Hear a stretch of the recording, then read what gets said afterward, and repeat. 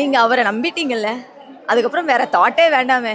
அவர் உங்களுக்கு என்ன, அதாவது அவர்கிட்ட போய் கேட்கும்போது எனக்கு வீடு வேணும், பணம் வேணும், எனக்கு இது வேணும், அது வேணும்னு கேட்க வேண்டாம். சுவாமி உங்களுடைய கடைக்கண் பார்வை என் மேல விழுந்தா போதும், உங்க கருணை என் மேல இருந்தா போதும். இதை உங்ககிட்ட நான் பகிர்ந்துக்கிறேன்.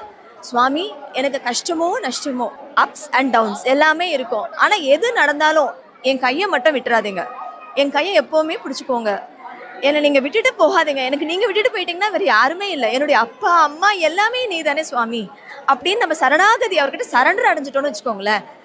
அவர் வந்து எல்லாத்தையும் பார்த்துப்பாரு. நீங்க அவர்கிட்ட இது ரைட்டு அது ராங்குன்னு சொல்றதுக்கு நாம யாருமே கிடையாது. அவருக்கு தெரியும். நீ இருக்க, உன்னை நம்பி நான் இருக்க, வெள்ளிமலையான் மகனே வேலையா, என் வாழ்வு வளம் காண கடைக்கண் பாறையா,